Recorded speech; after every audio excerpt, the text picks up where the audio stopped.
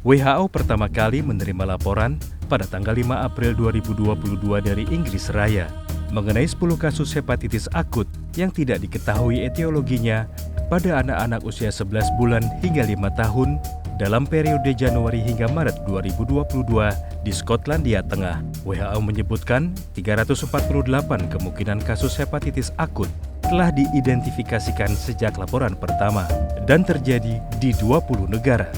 Bahkan, WHO telah menetapkan kasus hepatitis akut sebagai kejadian luar biasa atau KLB. Sementara itu, sejak kasus pertama ditemukan di Indonesia hingga 9 Mei 2022, Kementerian Kesehatan Republik Indonesia mencatat ada 15 kasus hepatitis akut, 5 diantaranya meninggal dunia. Dalam press conference melalui saluran YouTube Kementerian Kesehatan Republik Indonesia, Dokter Anak Konsultan Gastrohepatologi Hanifah Oswari menjelaskan, penyakit hepatitis akut dimulai dengan gejala saluran pencernaan seperti diare, mual, muntah, sakit perut, yang kadang-kadang disertai demam ringan. Gejala akan berlanjut dengan urin berwarna pekat, feses berwarna kuning pucat, mata atau kulit berwarna kuning, mengalami pembekuan darah, dan penurunan kesadaran. Hanifah mengimbau masyarakat, terutama orang tua, untuk mewaspadai penyebaran penyakit hepatitis akut dengan mengenali gejala awal dan segera membawa anak-anak ke vaskes terdekat untuk mendapatkan tindakan pengobatan. Menjaga jangan sampai anak-anak kita terinfeksi virus melalui jalan masuknya virus.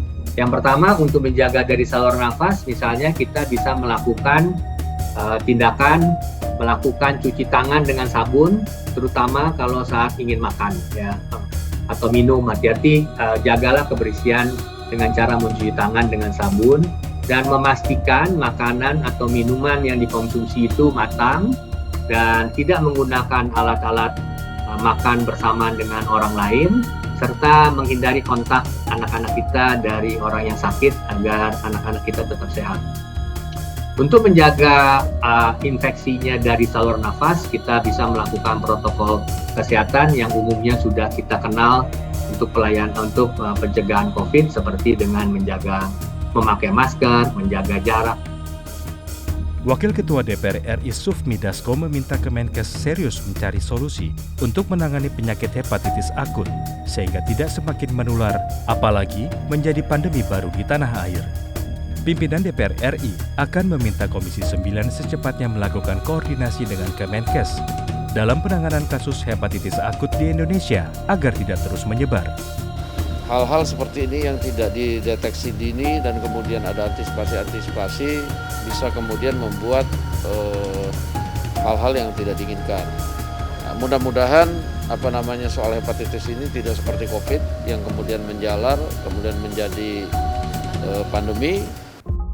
Pada kesempatan berbeda, anggota Komisi 9 DPR RI Rahmat Handoyo meminta masyarakat tidak panik dengan adanya virus hepatitis akut.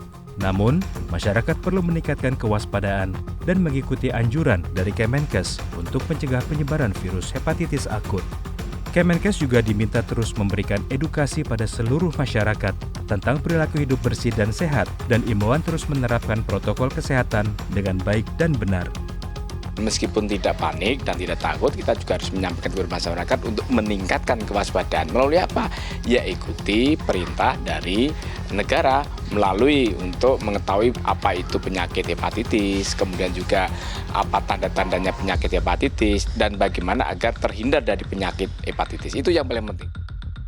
Sejak kasus pertama hepatitis akut ditemukan di Indonesia, Kemenkes RI telah mengeluarkan surat edaran tentang kewaspadaan terhadap penemuan kasus hepatitis akut yang tidak diketahui etiologinya. Dalam surat edaran itu, Kemenkes meminta Dinas Kesehatan Provinsi dan Kabupaten Kota, Kantor Kesehatan Pelabuhan, Laboratorium Kesehatan Masyarakat, dan rumah sakit untuk memantau dan melaporkan kasus sindrom penyakit kuning akut di Sistem Kewaspadaan Dini dan Respon atau SKDR. Ikatan Dokter Anak Indonesia atau IDAI sudah menerbitkan rekomendasi tata laksana maupun protokol penanganan pasien secara detail dan telah berkoordinasi dengan Kemenkes RI untuk dibuatkan protokol penanganan di fasilitas kesehatan tingkat pertama maupun lanjutannya. Tim Liputan TVR Parlemen melaporkan.